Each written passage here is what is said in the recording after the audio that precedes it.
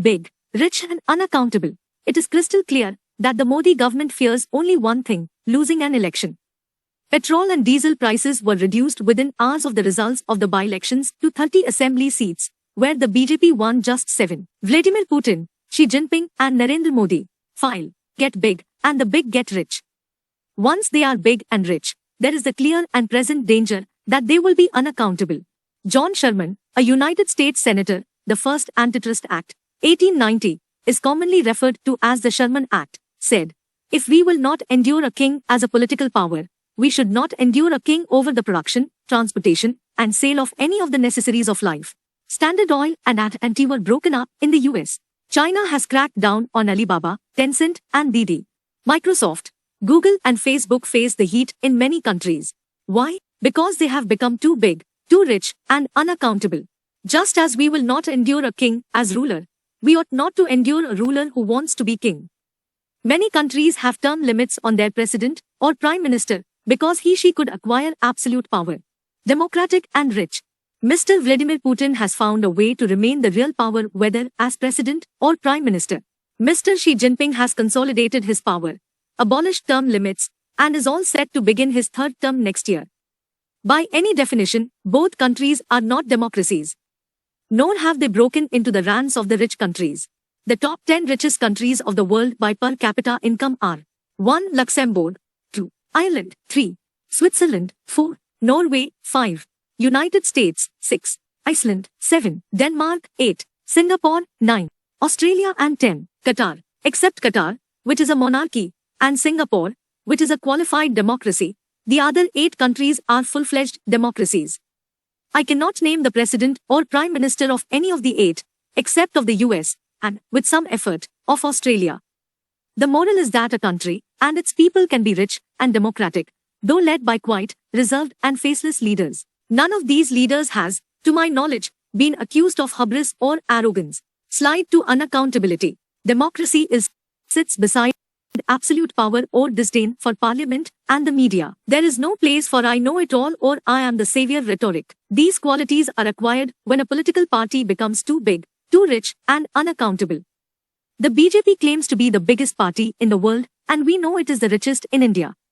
It has 300 seats in the Lok Sabha, out of 543, and 1,435 seats in the state legislative assemblies, out of 4,036. It is the ruling party in 17 states, out of 28. That makes it too big. The BJP is also too rich. According to the Association for Democratic Rights, in 2019 to 2020, the BJP collected 2,642 crore rupees, out of 3,377 crore rupees for all parties, from unknown sources, including the infamous electoral bonds. In the last round of state elections in 5 states, the BJP spent 252 crore rupees, of that 151 crore rupees was spent in West Bengal alone. In the last 7 years, the BJP has become more unaccountable. It shuns debate in parliament, passes bills without scrutiny by parliamentary committees, and often, without a debate in the 2 houses. The Prime Minister religiously avoids parliament and the media, and the government has no hesitation in using the CBI, ED, Income Tax, NIA and now the NCB, Narcotics Control Bureau, against political opponents, social activists, journalists and students. Despite being too big, too rich, and unaccountable, the BJP has won a string of elections. Where it lost, it had no compunction in buying legislators and forming the government with the help of obliging governors. They have proudly given a name to the sordid exercise, Operation Lotus. Fear only losing. The hubris and arrogance were in full display in the passing of the 3 farm laws and the obstinate defense of the laws.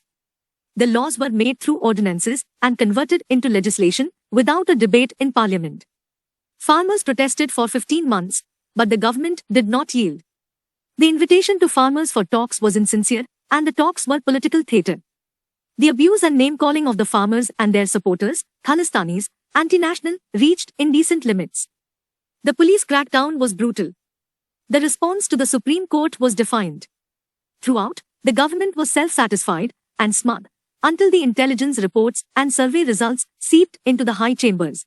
It is crystal clear that the Modi government fears only one thing, losing an election.